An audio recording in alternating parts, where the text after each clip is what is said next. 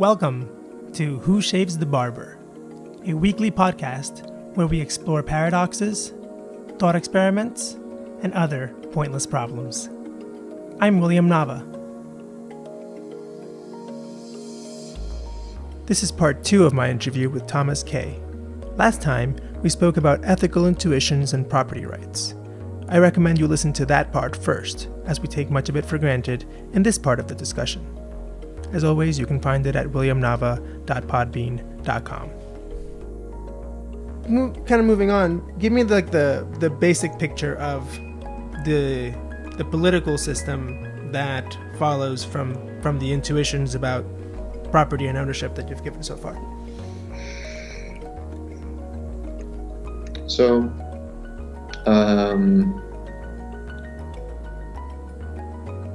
I don't know. So the state doesn't exist as we know it, since the state, in its current form at least, threatens violence against people who are not themselves violating anyone else's rights. So, on this set of assumptions, at least, the state is a inherently illegitimate institution in that way. So any kind of governance body that did exist would be not very recognizable to us. Inherent to that, and then there's all the usual things that come along with there not being a state. Of course, we still want a bunch of the things that the state does to continue being provided, and those things, in the absence of a state, will be provided by private parties. I know you agree about this too. That there's no barrier to the things that we all agree are useful that the state does being provided privately. Right. Yeah. So, so that, I guess, what you've described so far is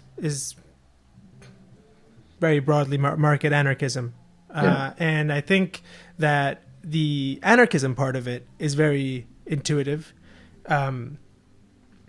because if we're starting from that intuition about threatening violence, then obviously, then the state loses that legitimacy that it kind of has right now.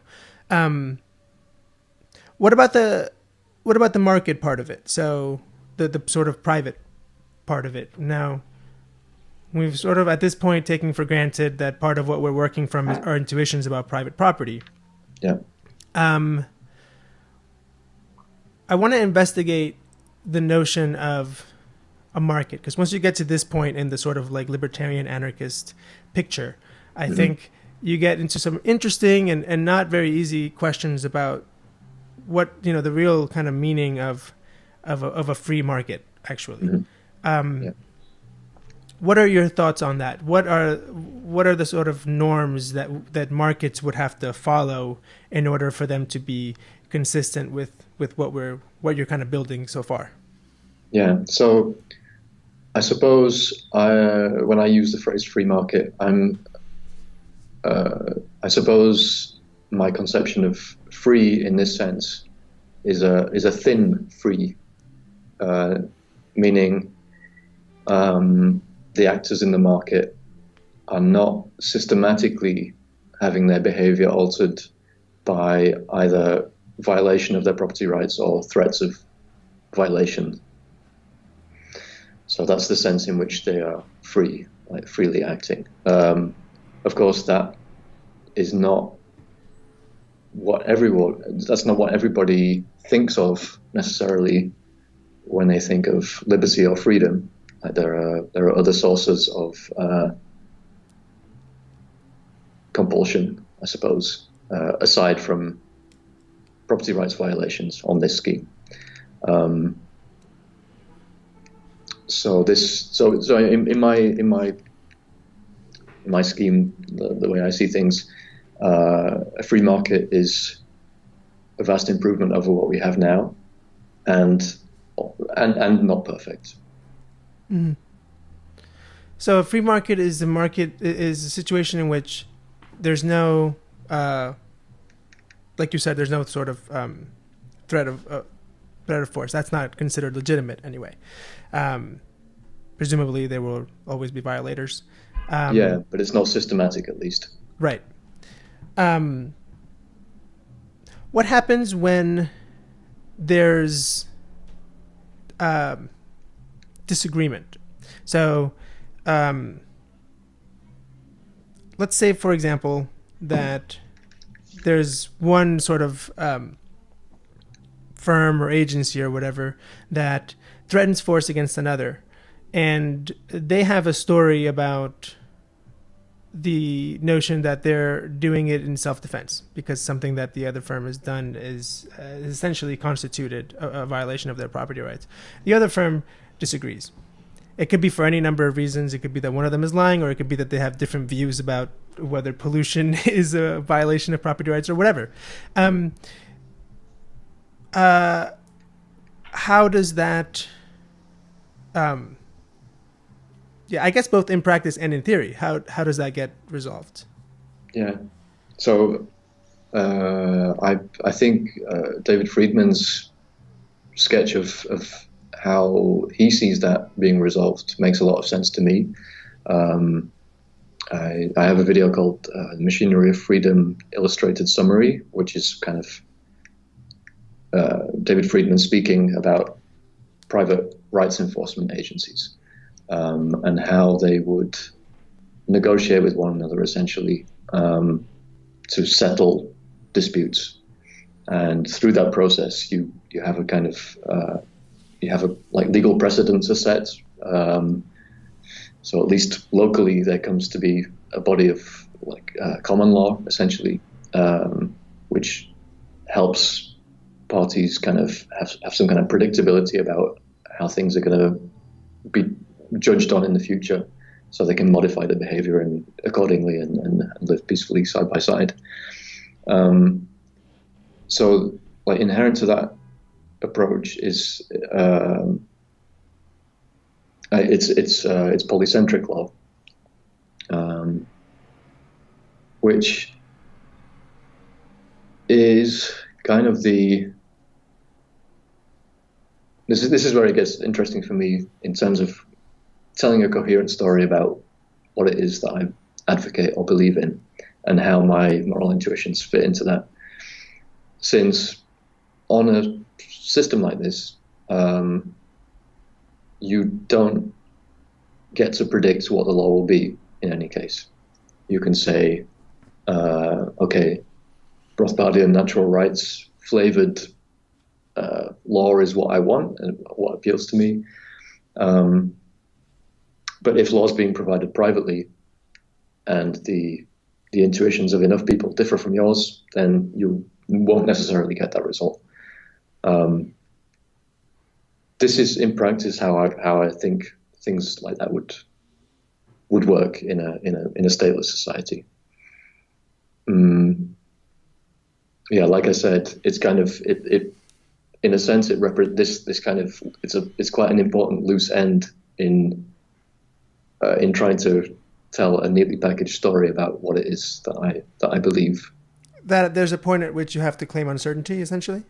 Yeah, and also to say, I don't know what the law would be. So, my intuitions about what is not okay might not be respected by what the law ends up being in the system I'm advocating. Mm-hmm. So that's kind of an interesting disconnect, I suppose. I could see it in terms of a hierarchy, like there are the sort of kind of bottom level intuitions that you have about threat of force and all that. And then the idea being whatever follows from that in the given situation, I think is what goes, regardless of what my own intuitions might be about any of the specifics, because my main commitment is to the sort of bottom level intuition. I think that that makes sense. Yeah. I've never read The Machinery of Freedom, but I have heard David Friedman talk quite a bit, and on a lot of matters, I'm happy with what he says, and I also have a tendency to think that, with the sort of that competition between different agencies with a profit motive do tend to move towards new creative solutions to social problems that are not perfect by any means, but comparatively do maximize social value. There's one other sort of hypothetical that I think is worth looking at, though, because I actually think it does get back to these issues, the fundamental issue about threat of force, which is let's say the presence of somebody who simply does not agree to these norms.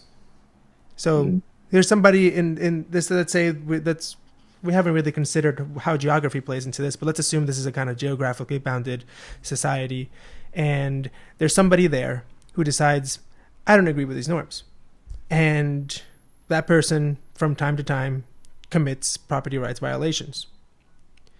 But so far, he has never been caught in the moment, right? And so it seems to me that if now somebody shows up and says, hey, we're going to physically, remove you from this place, or we're going to lock you up so that you don't do this anymore, that person is initiating a threat of force. Because, I mean, to say that they're doing it in response to a prior one doesn't seem to me intuitively to match self-defense. And to say that it's preemptive self-defense is, I mean, I don't know. I grew up during the Iraq War, so I have concerns about preemptive self-defense.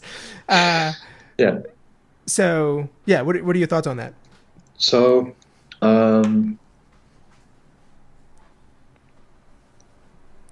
if the person was kind of milling around on what was considered to be unowned land, this kind of hypothetical might show up.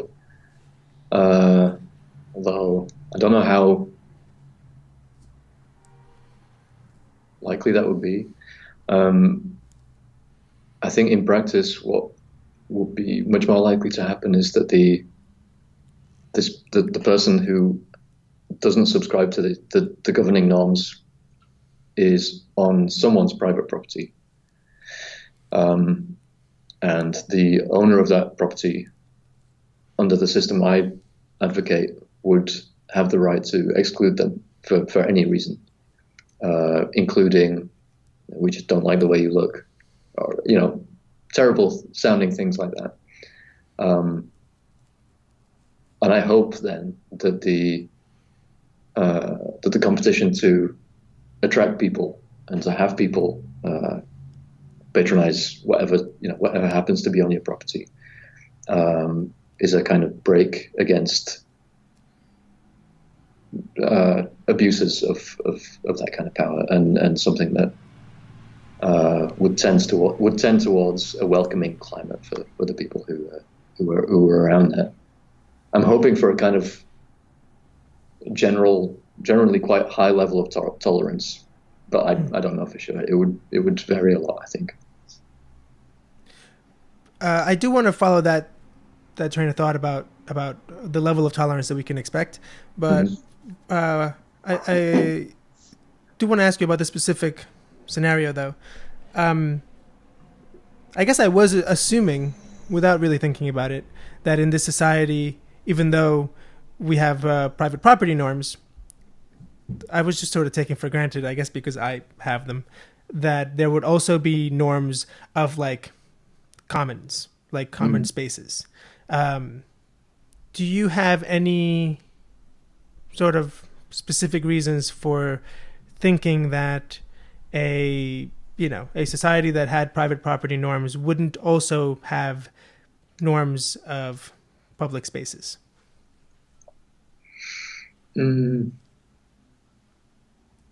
No, nothing really strong that I could articulate very well. When you say commons, do you have in mind jointly owned property effectively? Or is it something more Possibly, specific? possibly jointly owned, or possibly just the norm that that there's a park that anybody in this community can pretty much just walk in, and some people, even though they don't claim any ownership, just take it upon themselves to take turns doing a little bit of maintenance, that that sort of thing. Mhm. Yeah, I guess my hunch is that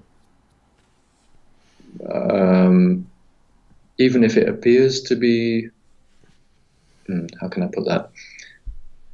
My hunch is that if you wanted something, if people wanted uh, like something that functioned in that way, it perhaps would, in any case, be better that it would be privately owned. That a private owner would uh,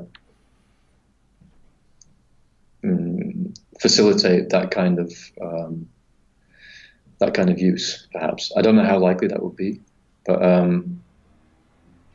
yeah, I'm just thinking in terms of how commons. There are problems with them, which I'm not an expert on, but the tragedy of the commons, etc.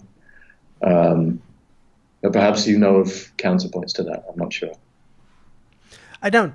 I just. I mean, other than I think the easiest answer I can think to this is just that because of the kinds of problems that I just mentioned, like that commons could be a hideout for a rights violator or something like that.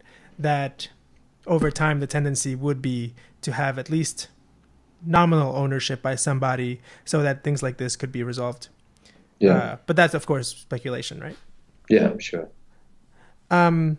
So regarding going back then to the question about tolerance, because okay, so here's where like everyone's favorite straw man against libertarians come up. Do you mean if somebody like steps on your lawn, you can shoot them, and that whole thing, right? And I think it's really important to distinguish what is like theoretically permissible under some system versus what we can expect to actually happen. And I think that you and I are both on the same page that on the kind of system that you've described so far, just rampant like abuse of like technical property rights is probably not going to be a huge problem, just because we are social creatures and we need each other to cooperate, and people will stop cooperating with us pretty quickly if we do that sort of thing. Right. However, I do want to push that a little bit in a more general and not so strawman way, and just ask, how confident are you that the kind of system that we've been talking about will yield something that, when it comes to, let's say, general standard of living, a general sort of levels of happiness by like the general population, would actually be preferable to, let's say, the United States or Western Europe today?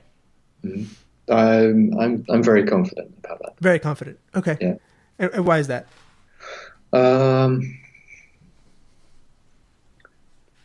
Partly because of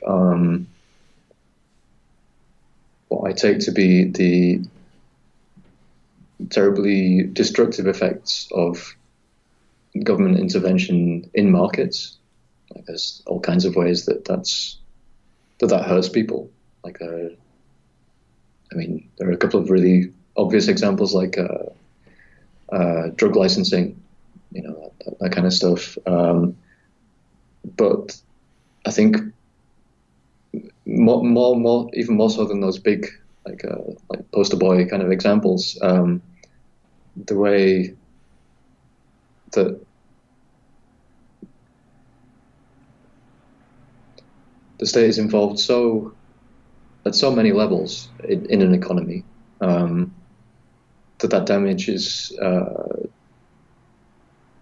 very difficult to grasp the scale of it. I think it's enormous, and I think the forces for the betterment of the human condition that would be available for that use would be vastly greater if the state were not doing that, if it were not entwined in those ways. Yeah, I tend to agree with you. What would be I can ask you this because you're into hypotheticals. It's a kind of terrible question though, but I'm going to ask it anyway. What would be your response if you actually were to discover somehow that adherence to these kinds of principles in practice, maybe not always, but let's say a lot of the times, yielded societies in which there was mass inequality and a lot of people sort of miserable and sort of exploited in ways that are not technically rights violations, but in practice feel like exploitation and suffering. Would you take this as an indication that you had somewhere must have gone wrong, or would you think that the sort of adherence to these intuitions about threat of violence has to supersede these results?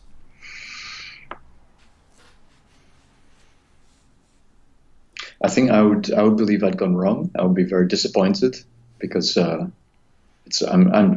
aesthetically attached to these ideas. I think there have some beauty to them. So it would be disappointing in that regard too. But I'm attached to these ideas because on the one hand, they cohere with my moral intuitions, but it would be for nothing if it led to hell on earth, let's say. So it needs that too. Makes sense.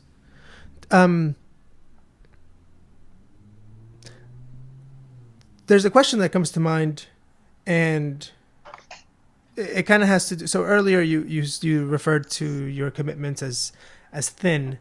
I don't want to assume that people know about the whole thin, thick thing. So let me just sort of say that, there's a sort of debate in the libertarian community about how many commitments you should take on as a libertarian. And there are people who sort of think that we should take as few as possible and have this sort of what we say as libertarians to be, lean and neat, so to speak.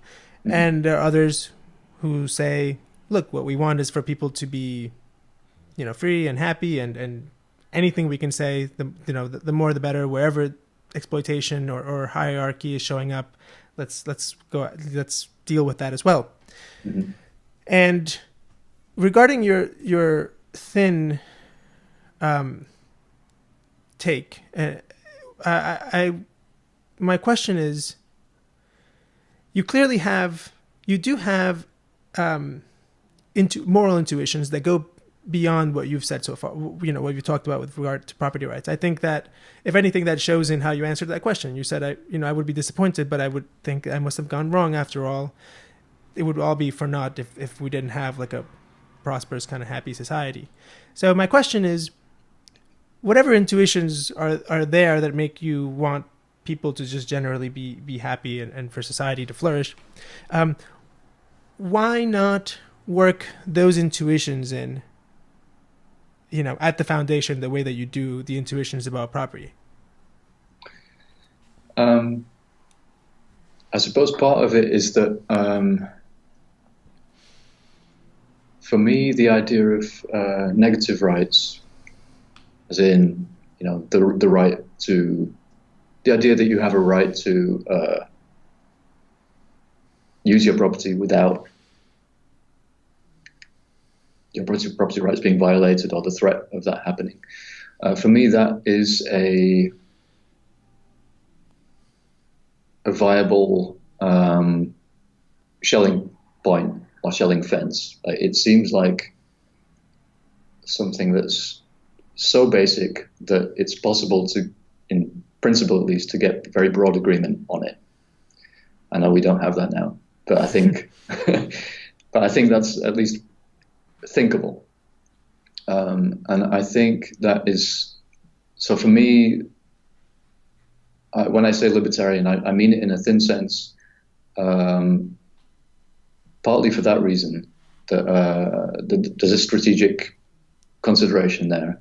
That's part of it. Let's sort of keep things as broad and minimal as possible, so that as many people as possible can agree. Yeah, that's part of it. Mm-hmm. And I suppose another part of it is that I believe that if those conditions are satisfied, then the rest probably comes along too, in a way that it wouldn't be the case if you mixed everything together and tried to balance all those things against each other from the offset, I suppose. Mm-hmm. That makes sense. I suppose I have the idea of the primacy of negative rights in terms of well-being. Yeah. Something interesting about the way that you've said it, and if I look at everything you've said so far, it seems to me like you're committed to the idea that your intuitions about property rights are foundational in the sense that the satisfaction of your other intuitions are likely to follow from them, but not necessarily in the sense that, or correct me if I'm wrong, not necessarily in the sense that you actually consider them, in terms of their actual value, the most important.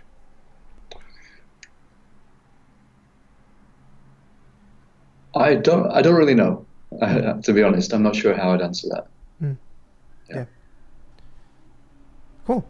I think something else that I'm so my impulse is generally to be more on the thick side of the libertarian debate, and hearing all your answers about this and sort of thinking about it as we're talking, it occurs to me that I think a big difference between our dispositions, even though we agree on a lot, is that I just don't think I have the same value for simplicity and elegance that you do. Like, of course, I appreciate simplicity and elegance, and if I see it, in an artistic sort of way, I understand that it's aesthetically pleasing, but I don't feel compelled to seek it out in a sort of ethical system in the way that you seem to. Mm-hmm. Yeah. That's interesting. Yeah. All right, I have one more question about these sort of like political philosophy stuff, and then I want to take a little bit of a detour into a different area. Mm-hmm. The last question I wanted to ask you is there any sense in which something like socialism could be consistent with property rights as you've described it? I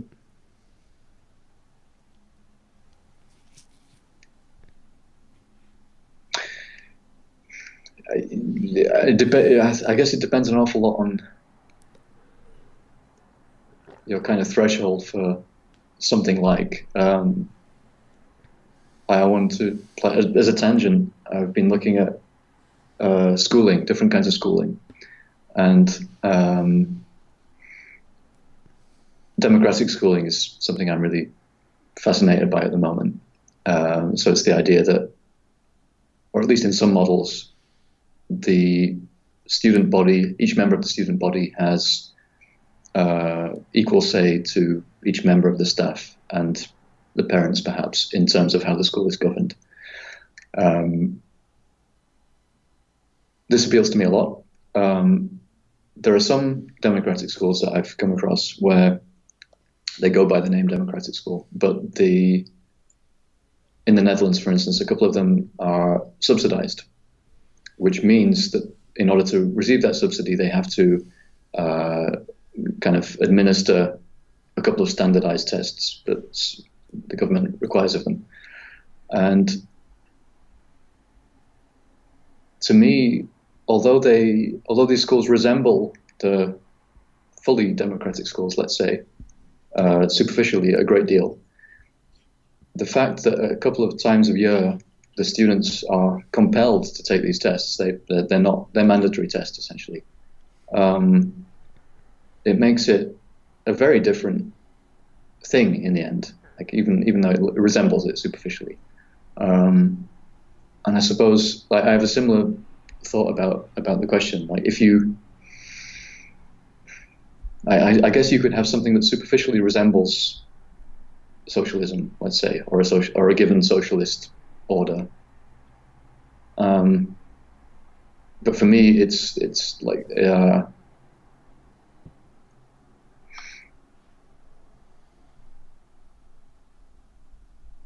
yeah, I suppose I suppose I fundamentally it's not socialism. I would say that's kind of my hunch.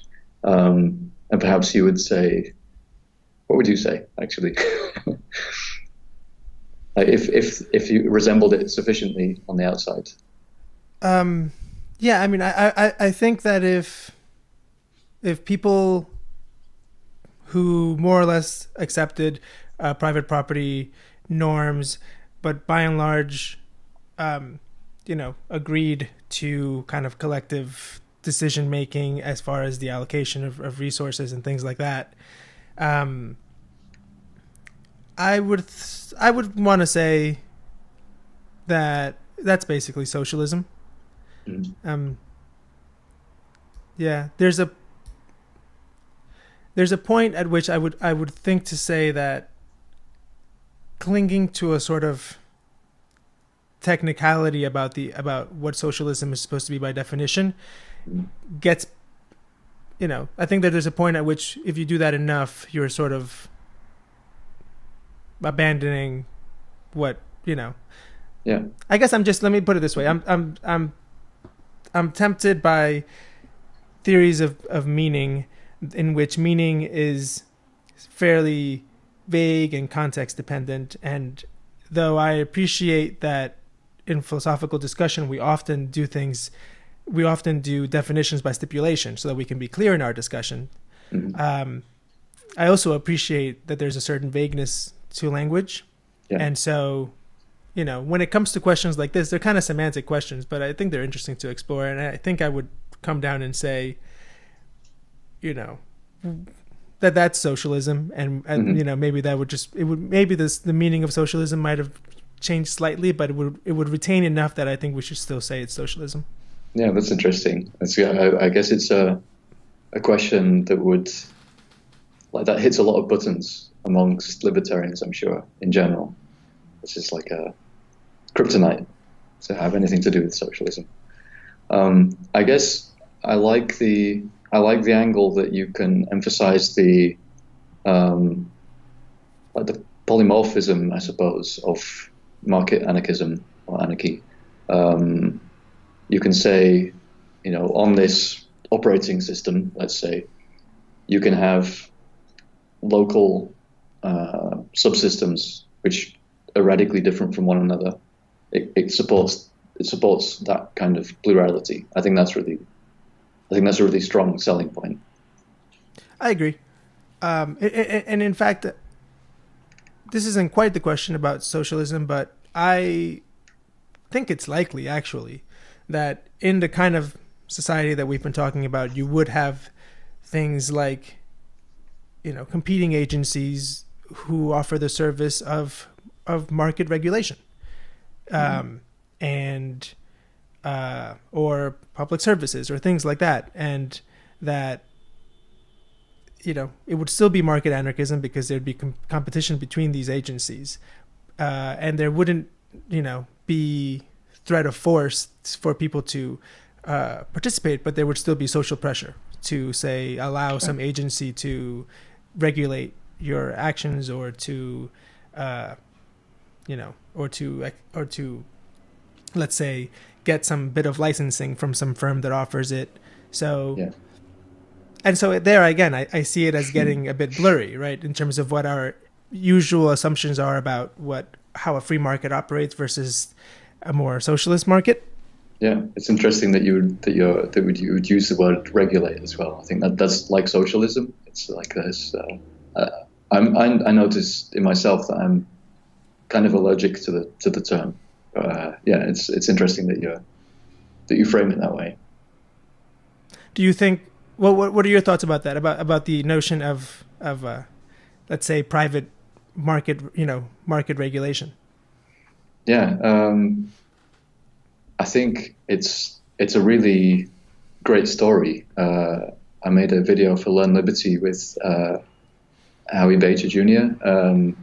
Called The Most Dangerous Monopoly, and it's about the harm that comes from centrally imposed regulation on anything, actually. So I think what gets overlooked in a situation where a central government is regulating things is that there is the incentives of the regulatory body are skewed really heavily towards conservatism in approving stuff. I mean, as well as all the usual inefficiencies that you would expect. And I think. Sorry, when you say conservatism, do you mean? Sorry. So I mean, their incentives are to disallow more stuff than they otherwise would, or than a free market agency would, at least. Let's put it that way. And a free market agency has to balance the incentives of getting customers and approving products versus maintaining its reputation and avoiding approving dangerous stuff. And a government agency doesn't have that balance. So I think that's a really compelling case for the superiority of free market certification, I would prefer to call it. But yeah, providing a regulatory function. Right. Yeah, I mean, I've basically come to the point where I think that the defining characteristic of a free market is that there is no legitimacy given by the society, by the people, to some firm being entitled to a monopoly within any given industry. I think that that's actually ultimately the defining characteristic, because if we take away the legitimacy of monopoly, then there's the possibility of competition. Then there aren't going to be major barriers to entry, at least in most cases. And so, then economic forces sort of, by and large, take care of the rest, so long as you actually have that. Yeah. Yeah, that's a neat way of summing it up, yeah. And that concludes today's episode of Who Shapes the Barber? Next week, Thomas and I discuss the implications future technological developments may have on our political commitments. Specifically, we dive into what a future in which surveillance is omnipresent and omnidirectional might look like. Again, I'm William Nava. You can check out other episodes, as well as my other philosophical and artistic work, at williamnava.com. And if you'd like to subscribe to this podcast, go to williamnava.podbean.com. Thank you so much for listening.